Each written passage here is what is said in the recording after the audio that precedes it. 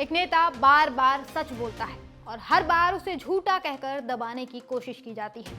GST से लेकर election चोरी तक हर बड़े मुद्दे पर राहुल गांधी ने सच बोला और हर बार सही साबित हुए। भाजपा और उसका पालतू मीडिया हर बार राहुल को झूठा साबित करने की कोशिश करता है, लेकिन हर बार सच सामने आ जाता है। जीएसटी, चीन, अडानी, कोविड, अर्थव्यवस्था, किसान कानून, अमेरिकी टैरिफ, राफेल घोटाला, पीएम केयर्स फंड, नोटबंदी, इलेक्टोरल बॉन्ड्स और अब इलेक्शन कमीशन की धांधली। राहुल गांधी ने इन सभी मुद्दों पर न सिर्फ आवाज उठाई बल्कि सबूतों के साथ देश को सच दिखाया। आज के इस वीडियो में हम एक एक कर उन सभी मुद्दों पर बात करेंगे जिन पर राहुल गांधी की कही बात सच साबित हुई है।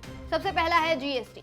राहुल गांधी ने 2017 में जीएसटी को गब्बर सिंह टैक्स कहा था। उन्होंने चेतावनी दी थी कि ये छोटे व्यापारियों और मध्यम वर्ग को बर्बाद कर देगा। तब भाजपा ने इसे आर्थिक क्रांति बताया, लेकिन बाद में क्या हुआ?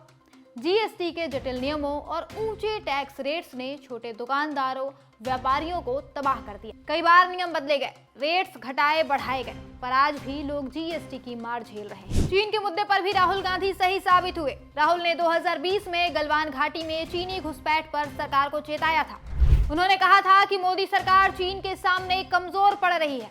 तब भाजपा ने इसे झूठ बताकर टालने की कोशिश की, लेकिन बाद में सैटेलाइट तस्वीरों और सेना के बयानों से साफ हुआ कि चीन ने भारतीय जमीनों पर सच में कब्जा किया है। अडानी मोदी की गठजोड़ पर भी राहुल गांधी सही साबित हुए। उन्होंने बार बार कहा कि मोदी सरकार सिर्फ अडानी जैसे बड़े कारोबारियों के लिए काम करती है। आज वो बात सही साबित हो गई। आंकड़े बताते हैं कि 2014 में जब मोदी जी ने सत्ता संभाली तब अडानी ग्रुप की कुल मार्केट वैल्यू करीब 6.5 बिलियन डॉलर यानी लगभग 48,000 करोड़ रुपए थी। लेकिन 2022 तक ये आंकड़ा बढ़कर 223 बिलियन डॉलर यानी करीब 17 लाख करोड़ रुपए से ज्यादा हो गया। यानी 8 साल में अडानी की दौलत 5000% से ज्यादा बढ़ी। गौतम अडानी खुद 2014 में 1.9 बिलियन डॉलर की संपत्ति के साथ थे, जो 2022 में 150 बिलियन डॉलर तक पहुंच गए। यानी उनकी निजी दौलत भी 78 गुना बढ़ी। और गरीबों का आज क्या हाल है वो कहने की जरूरत नहीं है। फिर कोविड को लेकर भी राहुल गांधी ने जो बातें कही वो सही साबित हुआ। कोविड-19 के दौरान राहुल ने मोदी सरकार को चेताया कि लॉकडाउन और खराब प्लानिंग से लोग मरेंगे। उन्होंने टेस्टिंग और वैक्सीनेशन को बढ़ाने की बात कही, लेकिन मोदी जी ने ताली थाली और दिया जलाओ जैसे ड्रामे किए। नतीजा क्या हुआ? ऑक्सीजन की कमी, अस्पतालों में बेड न मिलना और लाखों लोगों की मौत। राहुल की चेतावनी सच साबित हुई और सरकार की नाकामी जग जाहिर हो गई। इसके बाद 2020 में राहुल ने 3 कृषि कानूनों को किसान विरोधी बताया। कहा कि ये कानून बड़े कारोबारियों को फायदा पहुंचाएंगे और इससे किसानों का नुकसान होगा। लेकिन मोदी सरकार नहीं मानी और तीनों कानून ले आई। फिर किसानों ने इसका विरोध किया और आखिरकार 2021 में सरकार को कानून वापस लेने पड़े। और इस तरह से राहुल की भविष्यवाणी एक बार फिर सही साबित हुई। इलेक्टोरल बॉन्ड्स का भी यही हाल था। राहुल ने इसे दुनिया का सबसे बड़ा घोटाला कहा, बार बार इसका विरोध किया, तब किसी ने नहीं सुना। लेकिन फिर 2024 में सुप्रीम कोर्ट ने इसे असंवैधानिक ठहराते हुए इस पर रोक लगा दी और सामने आया बहुत बड़ा घोटाला।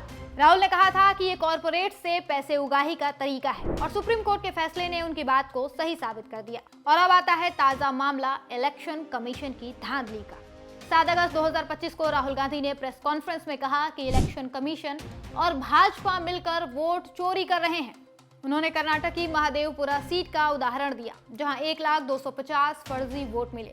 राहुल ने 11,965 डुप्लीकेट वोटर, 40,009 फर्जी पते और 33,692 फॉर्म 6 के दुरुपयोग का सबूत दिया और सामने आ गई इलेक्शन कमीशन की बहुत बड़ी चोरी।